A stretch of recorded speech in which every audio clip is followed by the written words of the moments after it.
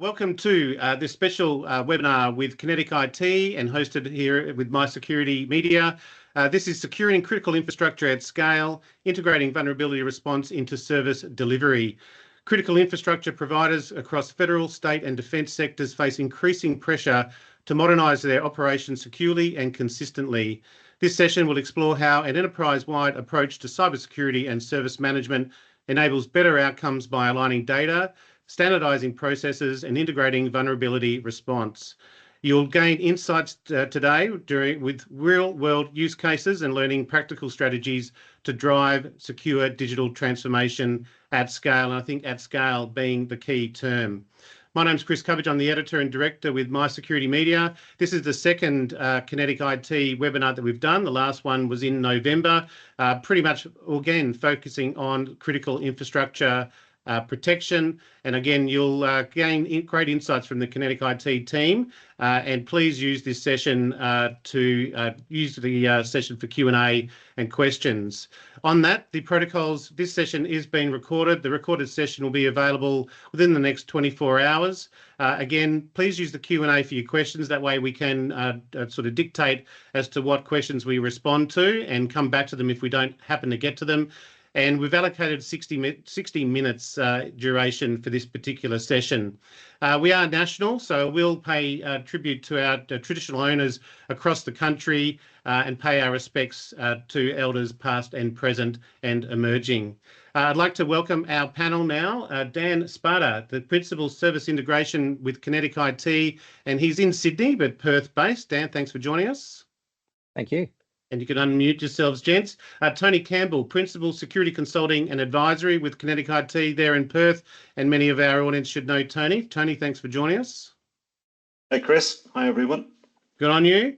I'll save the best till last, actually. So Richard Cook, also there in Perth, Senior Consultant Service Integration with Kinetic. Richard, thanks for joining us. Thanks, Chris. Welcome, everyone. And Murray Thompson, AM and CSC, Group Executive Advisory and Transformation there with Kinetic, and you're in Canberra, Murray. Thanks for joining us. Yeah, thanks, Chris. Great to be here, and I'm feeling the daggers from the other panelists with that slight saying the best to last. No, not at all. Okay, nice. Well, look, you're on the back of a promotion there, as it happens, Murray. Just flick to the next slide if that's working for me. It's going to kick over. But I think you're going to set the scene for us, really, at the end of the day, given the scale and your history there, particularly in defence and extensive cybersecurity experience. Maybe let's start with the scale problem and describe sort of the role that you had in the past and sort of just, yeah, again, the grapples with scale in this context. Yeah, thanks, Chris. Appreciate the introduction. Hey, it's great to see so many people online today. Look, if you haven't read the blurb, I finished up a year or so ago in defence, and where I oversaw the operation of the global networks, communications networks, satellite networks, the terrestrial, the submarine networks, but also the cybersecurity overlay for all of that. So I guess if you're having a look at it, I can happy to set the scene, and we might talk about my role at the end. And this is not a rank advertisement, but there might be some interest about why someone with my background decides to come and join a company like Kinetic IT. But if I put myself back in the past and look at where I was sitting a year ago or so, I think the landscape hasn't changed too much, but it is a hugely moving feast. If at its root, information technology is your business these days, and your approach to it really is important. If you're a senior exec, you need to actually looking at your IT infrastructure as an absolutely fundamental part of the business, if not central, because without that, you don't connect to your customers, you don't get your point of sale machine working, you don't actually reach out with your marketing teams, you don't actually run your business line operations, or even just the medium that we have here at the moment. Now, overlay the impact of AI, and since OpenAI launched ChatGPT several years ago, it's just unbelievable. The expansion of the use of AI, and there's been a certain level of pickup, which everyone's pretty talented who's on this call at the moment, and you would know that obviously an application like ChatGPT, which has had the most dramatic increase that any application taken on, and then the iterations of that, everyone using Copilot, etc., like that. Businesses, however, if they want to run these operations successfully, if they actually want to get the insights that AI will provide them, and that's all about decision quality insights, you need to have your data arranged. You need to be able to have a safe and secure platform in which to actually operate all of this. And if you are going to bring AI into your capability, what access are you giving the tool sets, etc., to your data? What are your security protocols? And I know I'm preaching to the converted, but the challenge for business executives is that, and all of them are very ambitious and seeing the benefits that things like AI and other key digital uplifts are bringing. But if you're not spending the money on your infrastructure, then you're really not making the journey as well. And so you have this sort of, the ambitions may not meet what your budget is. And so you need to go into it, completely eyes wide open. So that's the first sort of key takeaway is that, you need to, I think, the modern executive there needs to actually view their IT as their business platform. As a former soldier, I can tell you that IT is absolutely fundamental to your warfighting system. If you want to send the telemetry for that missile to track and take out that ship on the, 3,000 or 4,000 kilometers away, it's actually IT that's actually joining it from the command system, the intelligence system, etc. And that just gives you one example. But to do that, it's not all about the weapon platform, which is, of course, the sexy, shiny thing which says sell.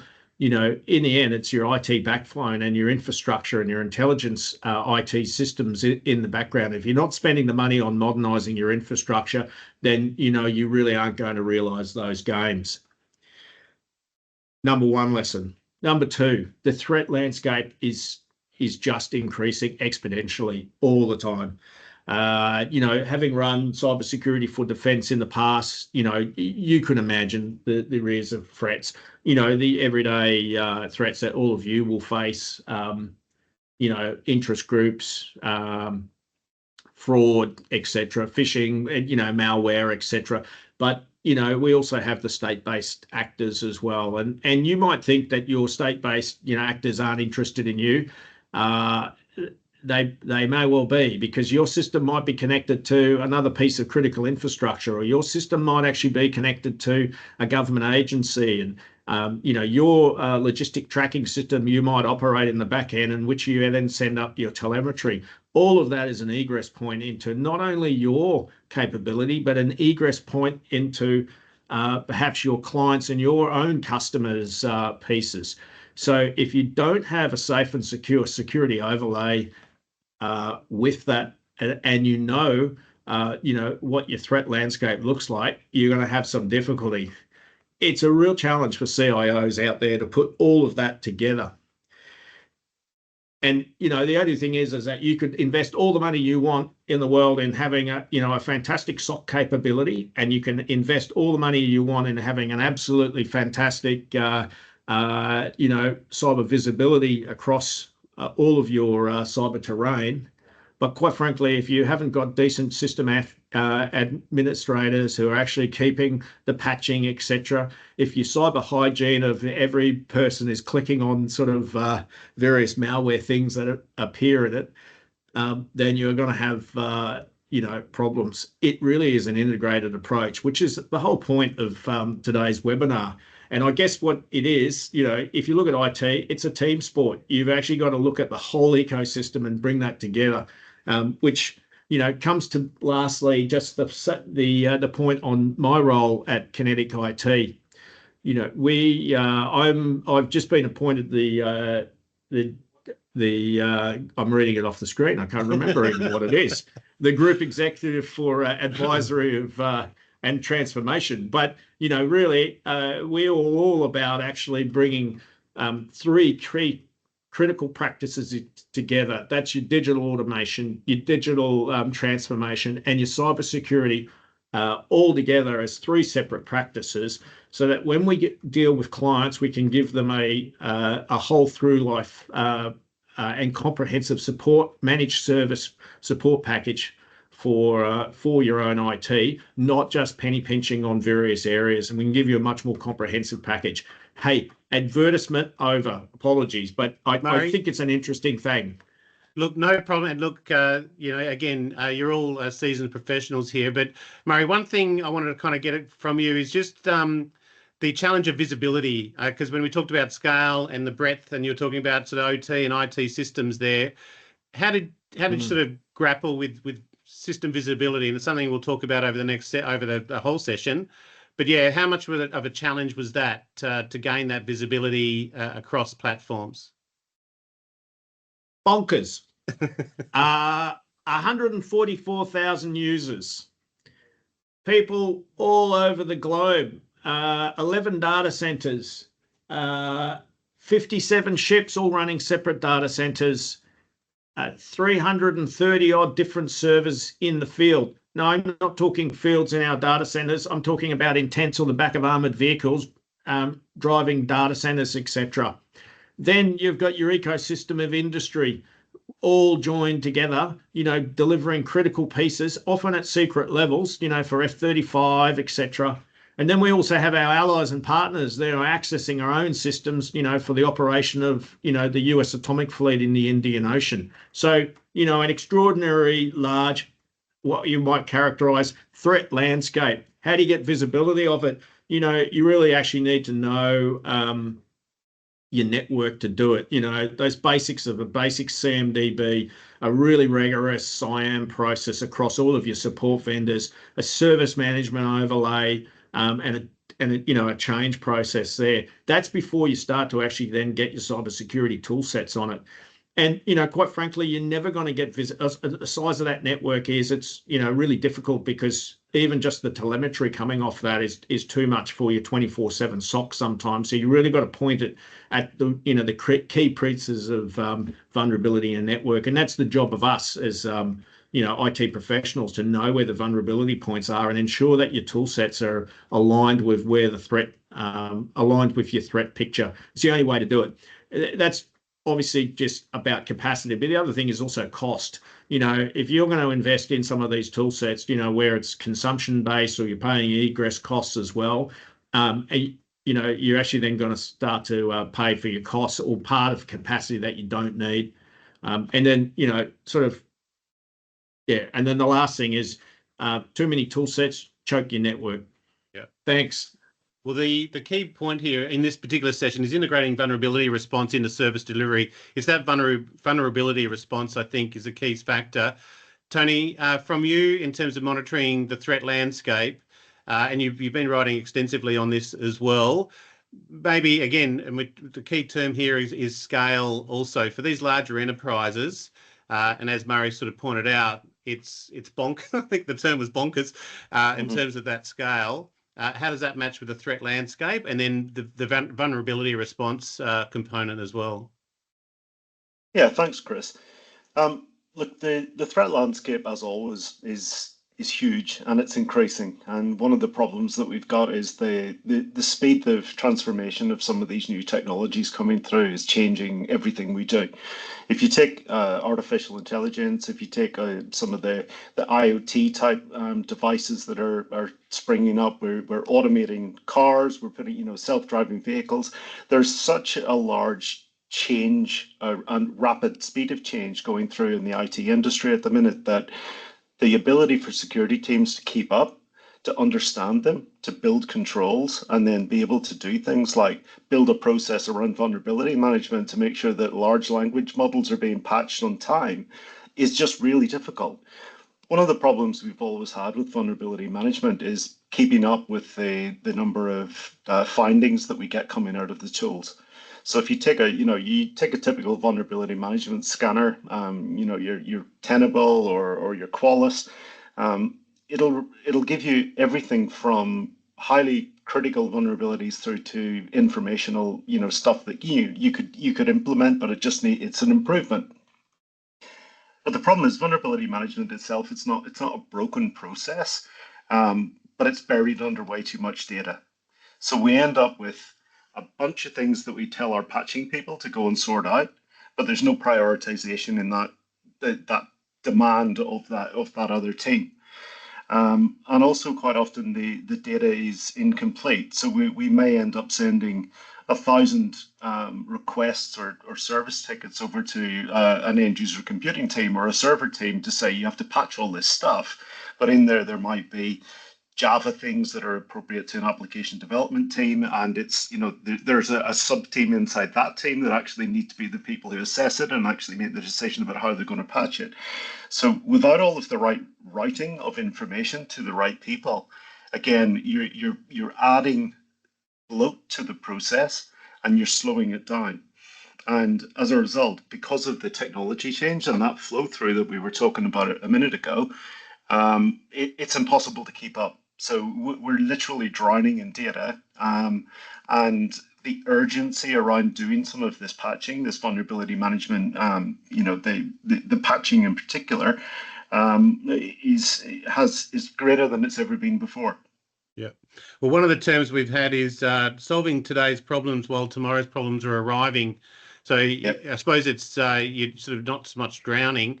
Dan and Richard, we'll come to you first, Dan, but just the service delivery again, and how Kinetic IT applies its service delivery here, because it's not so much patching vulnerabilities, it's just responding and monitoring vulnerabilities in their priority, right? So yeah, how do you go about that, and what are sort of the service delivery components of that? Yeah, totally. Thanks, Chris. And I suppose a bit of context for everyone. I'm not a cyber guy. I come from more of a service management lens. I spent the best part of the last 20 years working in all things ITIL and service management, and in the last kind of 18 years, quite focused on the technology side of IT service management.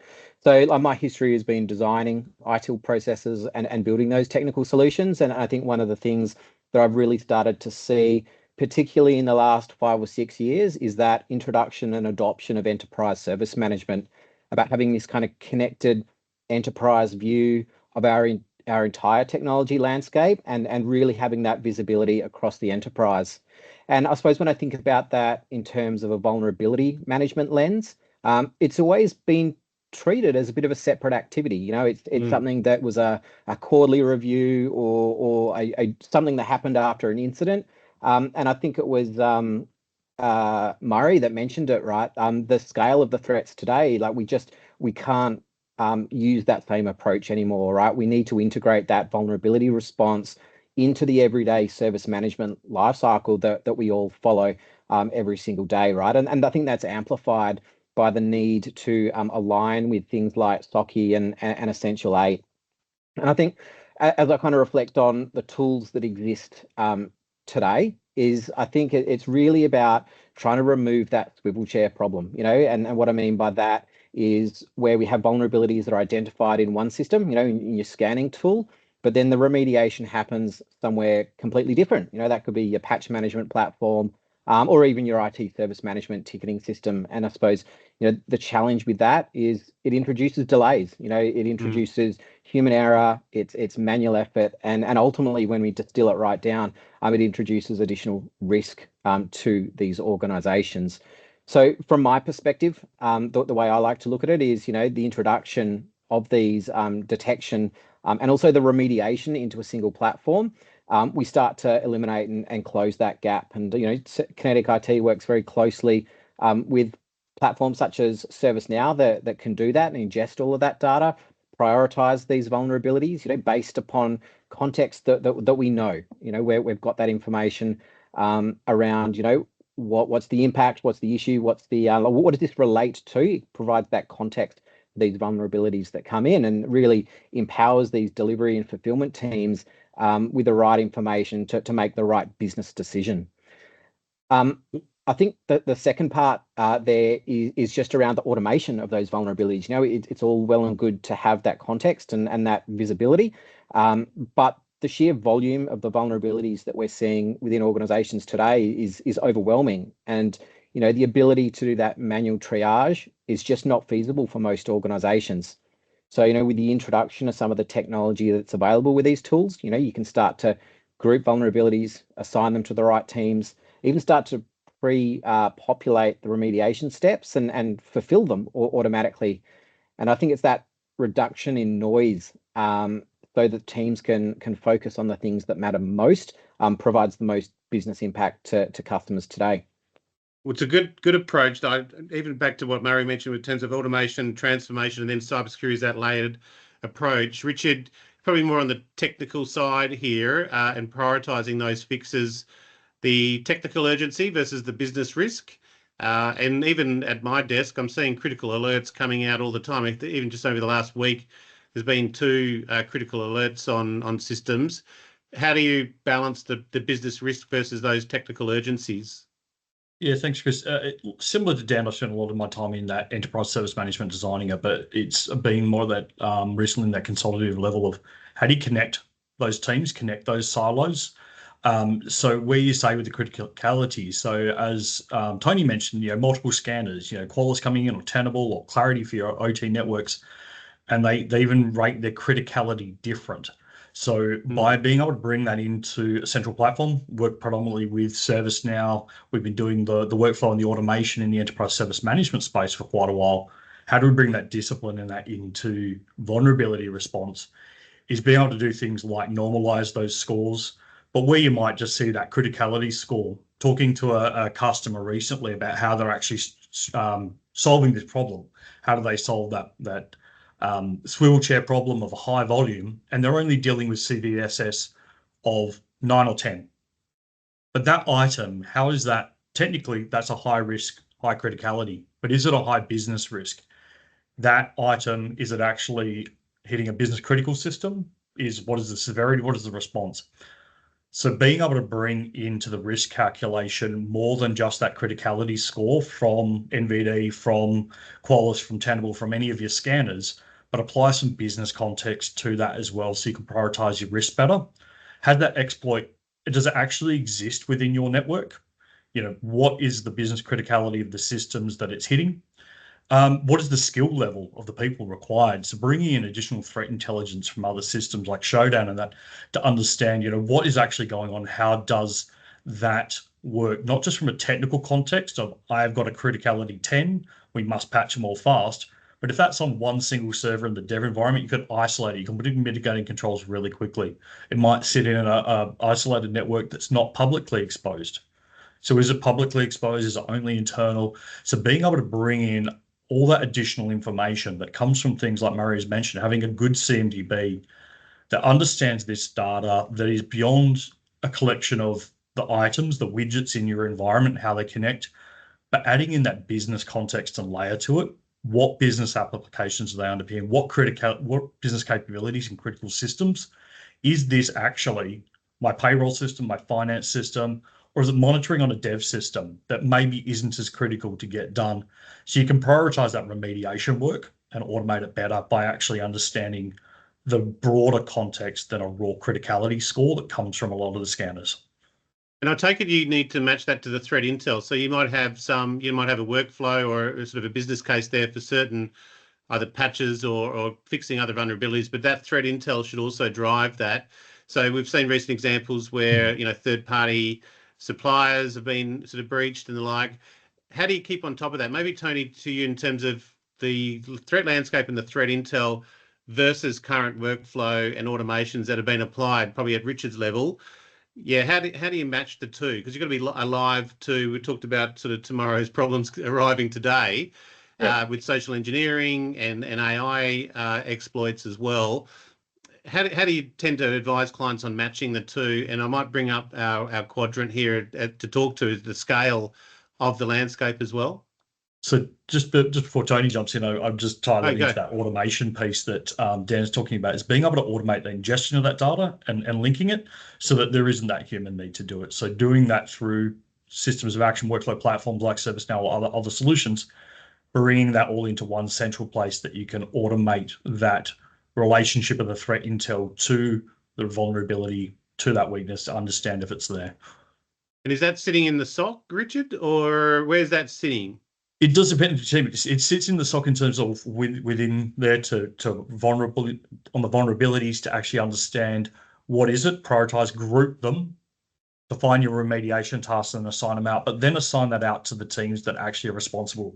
Where Tony mentioned earlier about the patching, you might actually need to have the patching even on one single server, that the Windows patches to secure Windows critical issues need to go to the Windows team, but there might be some stuff around network or security rules that also need to go out. So you can actually break it down at a granular layer, have granularity within a single CI to route those vulnerabilities depending on the type of vulnerability to the right team for action or automation without needing to sift through that data manually. So being able to really finally get into that through an automated workflow platform, and have that time, so where you free up the time from people manual swiveling is where we can then talk to people like Tony in that consulting about how do you tune these tools right for your context. Yeah. So configuration, Tony, could be a key factor there. Yeah, it certainly is a key factor. I mean, I think the thing to remember when you're looking at automation, if you do automation without context, all you're doing is speeding up the chaos that you've already created, right? So one of the things you really need to consider is, what is it you're automating and what are you trying to get out of the other end of it? If the purpose of this is to reduce the number of vulnerabilities that your IT team have to react to, urgently, to allow them to do other activities that are more important for the organization. If we can do that, by deprioritizing, say, 80% of the noise that they're having to deal with that are sitting in those queues, it allows them to then go and do the other things that are still urgent and still need to be done.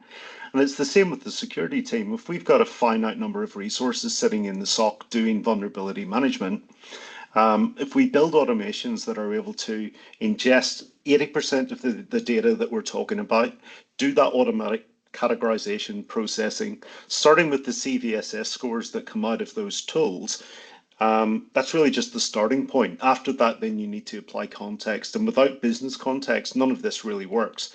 So as the guy said, the CMDB is really important, but there are a couple of simple rules that you can just take. It's like, is it externally facing? I think, as Richard said, if it's external and it's a high CVSS score, patch it. If it's a low CVS score and it's external, stick it in your queue and patch it a little bit later. If it's got an external exploit already available, and the tools can tell you this, so if you take Tenable, for example, the data that it produces will say there's actually an exploit in the wild, so this can be exploited. So if it's external and it can be exploited, then you better do it right away. So that's how you're kind of prioritizing things. And just by doing that very, very simple change into how you do vulnerability management will save you a lot of time. And that's where it comes back to the threat environment then. We know we're getting attacks from phishing, from social engineering, from AI prompt injections, thank you. All the things on this slide are where those kind of threats are coming from. And if you've got, as I said before, you've got finite limited resources in your vulnerability management team, if you're taking away a lot of that noise that's coming out of your scanners, which are, they're not covering everything on this page. They're only covering the IT systems that they're scanning. It allows your vulnerability team to start looking at some of the things around threat intelligence, around deep fakes, about AI application compromise. Those are the things where you're going to get more value out of your security team actually looking at how are those threats going to affect me? And then they can start to build the right advice into the organization to do something about it. Look at different controls that might need to go in there and work with the security architects, work with the other, the business architects, the enterprise architects, to figure out how we build more cross-functional controls that are allowing us to cut some of this stuff down so we can reduce that noise. If we just keep dealing with if we keep dealing with the amount of vulnerabilities we've got today, we just don't have the bandwidth in those teams to be able to do that kind of work. Bandwidth is a key one. Is it a Pareto principle? If you do 80% right, you knock out sort of only left with sort of 20% of the risks, or are these quite specific in their approach? Yeah, I mean, it's exactly that, Chris. It is exactly that. I mean, if we were to put a couple of simple rules into that process. As I say, if you look at it from a, is it external? Is it exploitable? Those two factors alone will give you, 80% reduction in the amount of work that your team has to do that you could categorize as urgent. And that's the thing. If everything is critical, nothing is critical, because it's all sitting in. Exactly right. So that's what it is. It's about getting the right context and making sure that the automations that you're putting in are actually reducing the workload on the people that have got multiple other activities that are all sitting in that urgent queue. Nice. And look, we'll go to Dan and Richard just for a couple of case studies in terms of potentially touching on some of these threats and how they've helped clients, but it's a good segue for the audience. If you've got some specific questions or a case study or something specific, you've got some senior consultants here that can assist or at least guide the discussion. We're happy to take it in that direction. But maybe, Dan, you've got a good case study for a critical infrastructure operator and applying that service delivery approach. Yeah, look, before I jump into that, Chris, I think probably we've kind of alluded to it in terms of the conversation that we've had, but this isn't just a technology problem, right? I think, when I look at my background and where I've focused in the past, technology alone doesn't solve vulnerability response. We need the right people, the right people following the right processes and the right people following the processes supported by technology. Otherwise, these platforms won't deliver the outcomes that that people hope they would.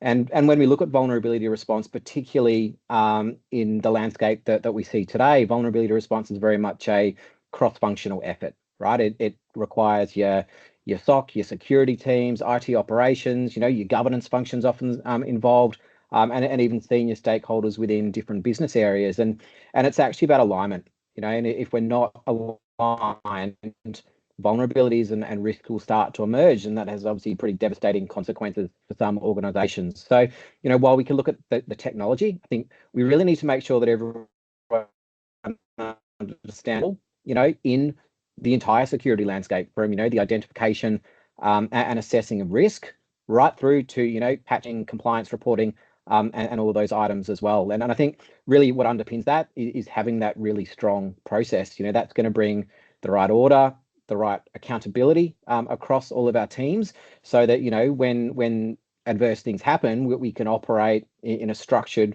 well-defined and pre-approved way. Because when these things happen, context is king. We need the right data to make the right sort of decisions in a really timely way. So much of the technology, the contemporary technology that's being used today, will give you information around criticality of these vulnerabilities, the ownership, where it sits within the business, the service impact of these things as well, so that the operators and the analysts can make the right business decision with the data that's presented to them.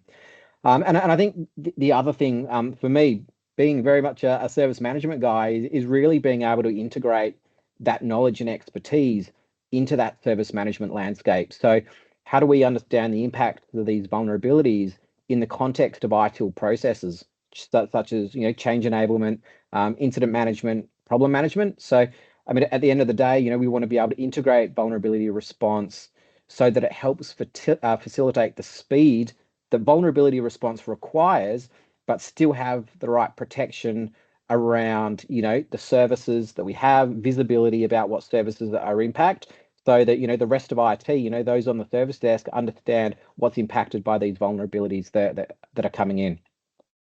I think, and those processes, right, they need to be clear, they need to be documented, and they need to be repeatable. Automation and technology can only accelerate what we've already defined at a process perspective. Dan, we're going to come to a case study, but there's a couple of questions here I thought we might go to first. Sure. And then I think either any of the panel can take these, but maybe Richard and Daniel specifically. So this one's from Ken. Finding the integration fight in our agency at the moment, as the security program has been remiss to identify core ITSM cross dependencies or dependencies needed to deliver deliver value? Am I saying? Oh, here we go. Sorry, see more. Do you have an operating model to demonstrate the intersection dependencies across the two practices? So the security program versus the ITSM dependencies. Is there something that you can address there in terms of that operating model to sort of visualize or get visibility across those dependencies? Probably not such as an operating model we can visualize, like Chuck Ember to talk to, is it's about kind of breaking down those silos we talked about right at the start. Is that the security teams, when you ask me that question, is like which areas is it the SOC that's doing that? It's having those teams as part of the broader enterprise service management, because as we've alluded to and talked about, that team is looking at the vulnerabilities, understanding the security landscape, but they're 9 times out of 10 not the ones actually remediating the vulnerabilities. So how do you bring that in right from? So if we take bringing it into service design, and ITIL is right from the start of service design. So we're talking a lot about vulnerability response here, but how do we actually also bring it into service design to not introduce those vulnerabilities in the first place and have this as design of our solutions and systems that are going in? So an operating model where those people are involved in the decision making. So security are involved, and I'm working with, and I won't use some names, but I'm working with some customers at the moment where security starts at the beginning.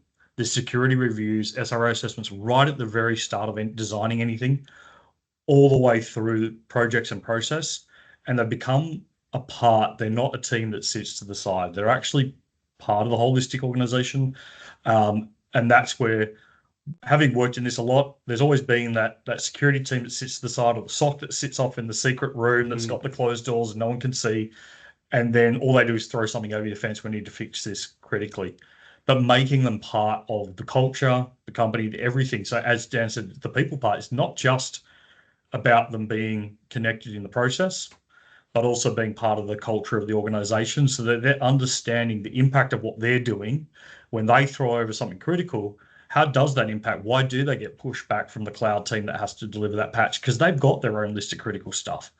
So outside of them being an operating model as well to help break down their silos is making them part of the organizational culture to ensure that they're not that secret squirrel team that sits off there. They're actually part of the bigger picture as well. Helps to break down those silos in terms of design of the processes so that they're actually efficient and are considering everything across. Well, Hope that answers the question. It does, and if Murray's there, I'd bring him back on at that point, because I think defence probably does that better culturally, understanding what the risk is in that culture. Murray, maybe, I'm not sure if you grabbed Richard's last part, but we're just talking about integrating that security teams into the business teams, right? There shouldn't be a silo mentality between security and the business itself. They need to be integrated and working as one. Yeah, no, it's a really great point. Look, it's an interesting case study for defence, and I'm going to overshare here for us, trusted souls on there, all no doubt, highly cleared. But look, I came into an environment in defence where, and I gave you my first-hand experience about, being that sort of business leader at the start, where if you're not spending the money on your infrastructure, you're not valuing your IT team as a critical part of the team. And I must say, I came into defence, into, more recent roles in the last 5-10 years, having been a soldier out on the field, into sort of more strategic ICT, to discover that, it was really viewed within the department as, along with HR and finance and sort of enablers. And when you look at what we were doing, which was running, submarine communications, running defensive cyber operations in Afghanistan, in support of those sort of things, it doesn't quite mix of it. I'm sorry, it is a critical part of there and can't be viewed in the team. So, in my last year in the role, I actually took the entire division, which is about 3,500 people, out of working in HR, sort of finance, or those sort of business enablement pieces, and we brought them in and set up a command, which is essentially, it's called Joint Capabilities Group, but it's essentially focused on cyber and space. And what it is about fighting the wars of the future across 5 domains, traditionally land, sea, and air, but now cyberspace and space. So, I guess that's illustrating to you the seriousness that defence takes about actually integrating, what goes on in cyberspace, as a key part of its mission, and not just treating it as, a business overhead. Tony, you've consulted widely. I think it's easier said than done. I think in defence, I think you've got particularly joint capabilities. Bringing those domains together makes sense, but you just can. I see it all the time. That silo mentality on security and the secret squirrel approach is still very common. It doesn't ring true anymore in terms of that's not the best practice. How would you go about, because it's always been people, process and technology, and I think Dan's highlighted that people is number one. And even going back to Ken's question, he starts with I'm fighting the integration fight. So it's always a battle, right? And it shouldn't be that battle. How do we come across that and maybe get the senior leadership to understand it? And I know some recent breaches, it's the CEO that has to take the flak. So surely they're starting to understand this, right? Yeah, quite often we see security teams sitting over to one side, and they're always the guys who say no. That hasn't changed for 30 years, right? One of the things that organizations who are becoming successful in managing security are doing is pushing those security responsibilities down onto all their teams. So it's not about having a security team over here that does everything to do with security. It's about having security roles inside every team, so they understand the basis of the processes that they're integrating with. When you've got something like a security operations center, it's not about sitting over to one side just firing alerts at the teams to go, hey, there's something going on, you have to investigate it. It's about enabling processes that allow faster reaction to those alerts that they find, to do things like closing off firewall ports or taking out an intruder or whatever it might be, taking down a dodgy website, adding a filter into your spam filter. Those are the kind of things that make the organization work better and become more resilient. And the buzzword of the day is about cyber resilience. It's not just security, it's about resilience and organizational resilience.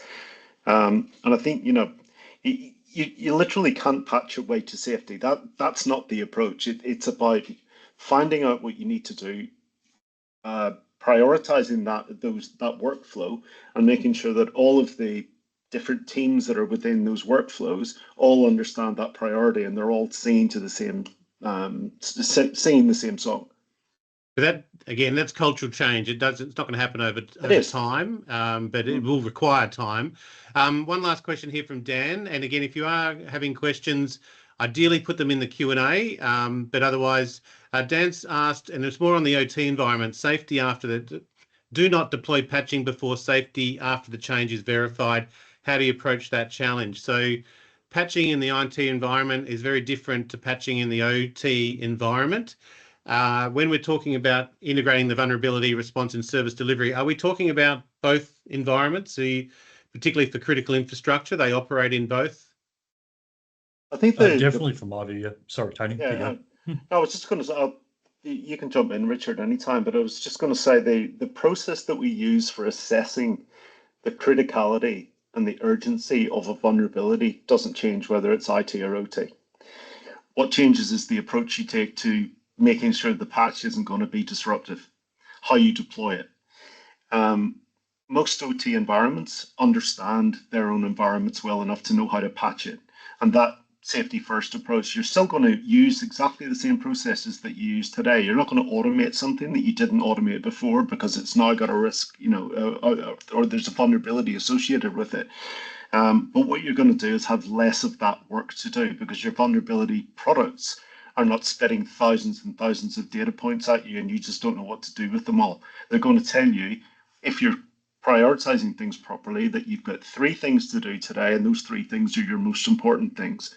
then you can get on with doing the other stuff that you need to do as an OT administrator or an OT engineer.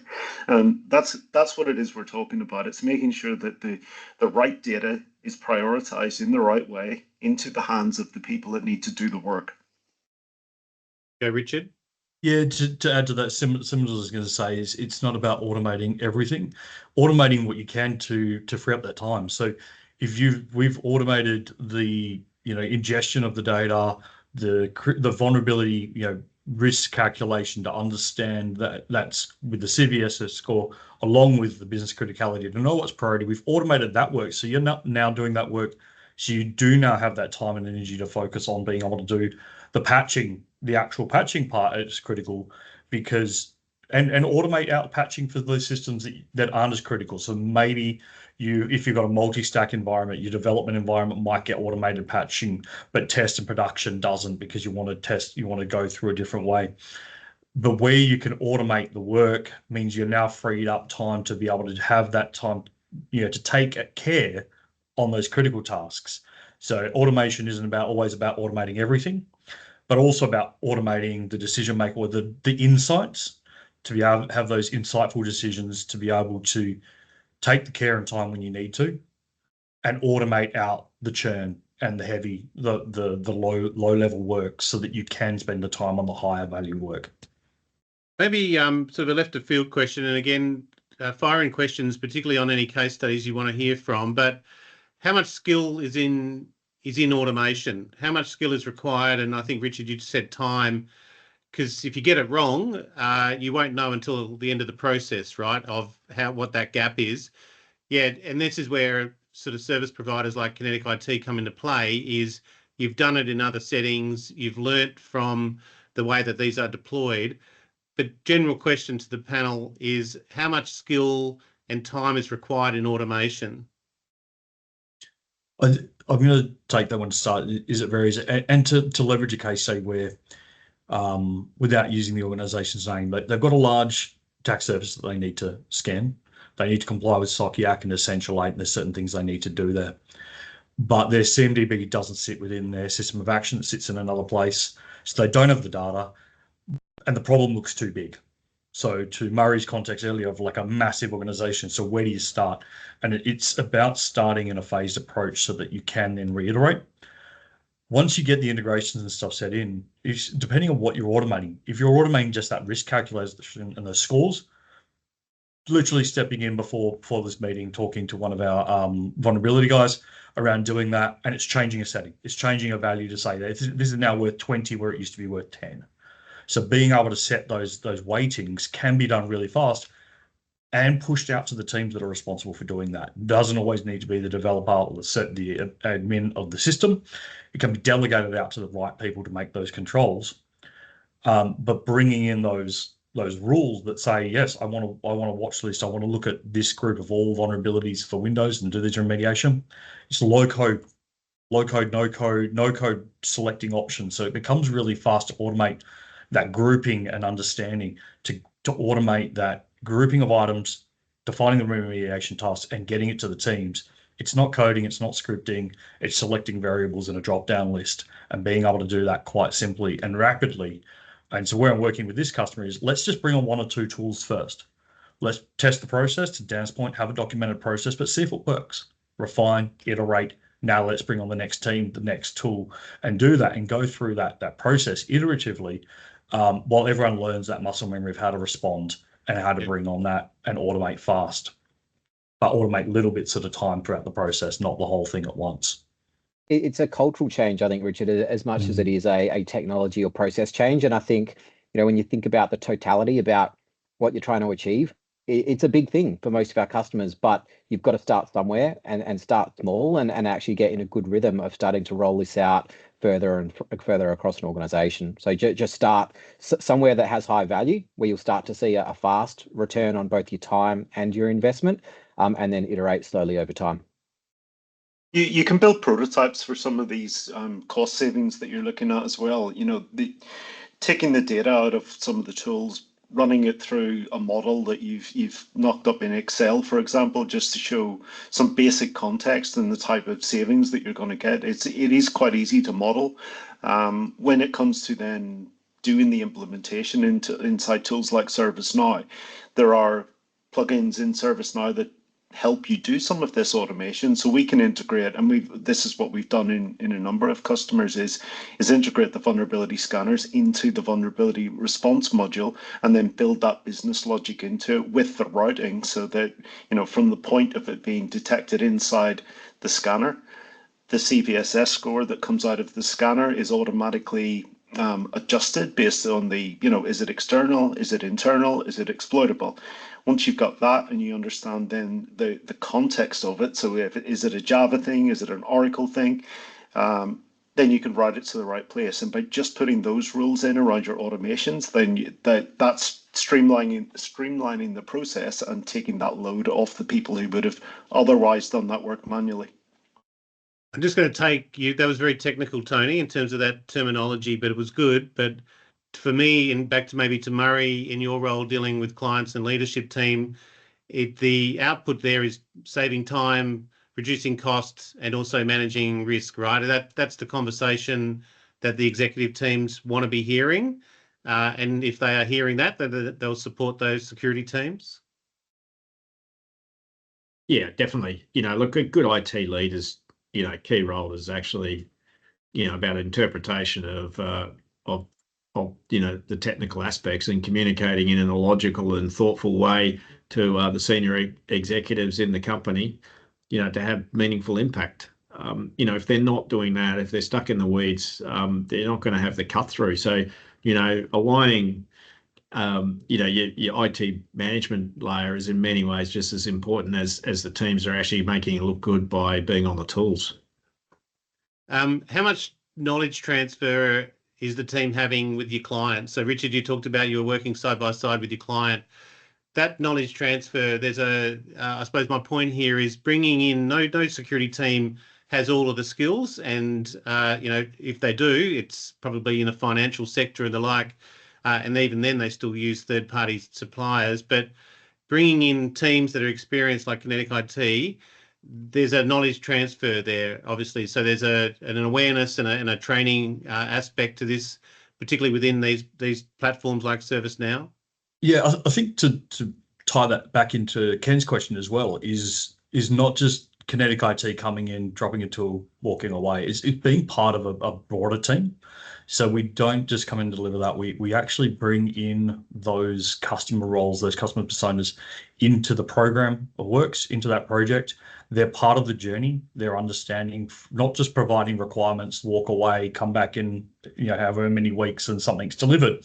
They're part of the journey. So they're actually there through the scenario-based training that we do for user acceptance testing. So instead of just going and does this button go red when you click that thing, running through a scenario, which actually ends up being their work practice. So we try to conduct UAT in a scenario thing. So from a vulnerability being detected through to remediation, how do you actually respond? How does it go to the different teams? And do that as part of the UAT to bring them on the journey, have them actually understand it, be there through hypercare and adoption success to ensure that they're there, they've got someone to ask. But in a lot of places as well, so we don't just do the technology jobs, we're there ongoing and longer term relationships, administering the systems and working with them in the longer term, but trying to make them part of that journey as well, so that they're there building the knowledge within the system as well. So having the help tips, not just one big here's an as-built or a process document that you do, contextual help. When you're on this screen, where do I check this, whatever, there's a little help. You can click on the little help button. That information's there at your fingertips when you need it. So it's a multifaceted approach in terms of being able to transfer that knowledge. But the key thing is back to the people and the organizational change management is making them part of the journey, not someone that just gets a delivery at the end of a project. Nice. Look, we've just got a few minutes to go. Again, last opportunity for questions from the audience, but I might finish off with what are the general pain points that you're hearing with clients? You deal with a lot, and again, this is critical infrastructure focused. So these are relatively large enterprise, and you probably, most, or even someone like Tony and Murray will be dealing with the CISOs and the C-suite. Just an overview of the pain points that you're generally hearing and market observations that you're hearing back from clients. Where are they struggling, or where are they doing well? Maybe to Tony first. Yeah, I was about to say, I'll pass to Tony, go, Murray. because I'm still learning the business. So I found today has been really, really useful because I'm taking notes. So I'm here to hear from Tony as well, because I haven't got round to all the clients yet. I think Beautiful. Tony might have a bit more, so I'll jump in with just two things: is volume and the processes, trying to do it the old way and not trying to refine their processes for the new way of working, to continue doing it. But we've always done it like this. Let's do it newer and smarter. Nice. So, Go, Tony. look, within critical infrastructure, undoubtedly, there are old pieces of equipment. A lot of that equipment can't be patched. So what you need to be considering is, how do you actually deal with something that has got a critical vulnerability, but you can't patch it? So that is one of the key issues that critical infrastructure deals with. Oftentimes to fix it, you need to traipse that into the middle of a field with a screwdriver, remove something and replace it with something new. You also need to consider whether that thing that you're putting in is now network enabled and it's going to give you an exposure that you didn't have before. So because it's been released as a patch it over the internet type new IoT device. So a lot of those issues are still really prescient. We're dealing with them all the time, and I think that's the point of this webinar, is that we're actually talking about reducing the volume of noise that the teams are swamped with, so that they can actually consider how they're going to fix some of these bigger problems. If you have to suddenly go and patch 1,000 different systems because some new releases come out from your Siemens systems are all out of date or something like that, then your team isn't going to know how to deal with that. So instead, what we're saying is, follow a process that allows you to trim down and prioritize the type of work that you're going to do. And then you can go and do the program for replacing those things without all of this other concern coming down from the C-levels that are saying, what are you doing about this thing that's running on the news? We're all scared. Everybody's going to die. Yeah. That's not the case. You've got an answer for them. You can say, this is what we're doing. This is what we've assessed. This is the risk that we're actually carrying as our organization, and this is the plan going forward. And if you've got that kind of succinct advice that you can push back up again, but you've also got the technical backing, the scientific discovery that you've done behind it to understand that you are actually solving the problem, then you've tied up both ends. Nice, Tony. Nice way to finish. There is one last question, given we've literally got 2 minutes. Is event management separate from or complementary to vulnerability management? So I think event management being incident management, it is different, but it's part of vulnerability management. Yeah, look, I mean, if event management it's a broad topic, and from an IT service management point of view, it's even broader than security, right? So it's incidents are broad. If we're talking specifically, exactly right. And if we're talking specifically about cyber event management, oftentimes that's the alerts that something is going on in your network. They may be triggered by a vulnerability. So we need to consider that they are connected to each other, but they are different processes. Events usually are triggered by alarms going off within systems. Then you need to investigate those alarms. And again, those type of processes, they do swamp security teams. Yeah. You're often faced with hundreds of alarms that you need to go and investigate. So we need the same kind of processes to apply here. We need business context. We need to understand criticality. We need to roll out false positives. If we can do that, then the teams that are dealing with those events are able to actually focus on work that's more important. Wonderful. Well, look, on that note, we will conclude. We're at the top of the hour. Please, a warm round of applause. You can do that here if you clap your hands as you do. But please thank our panel, Dan Spada, Principal Service Integration, Tony Campbell, Principal Security Consulting and Advisory, Richard Cook, Senior Consultant, Service Integration, and I'll embarrass him again, best till last, Murray Thompson, AMCSC, Group Executive Advisory and Transformation. Gents, thank you very much for your time today. Thank you to the audience that made the time, and the recording will be available and sent out to you at least, or hopefully by tomorrow morning, or within 24 hours.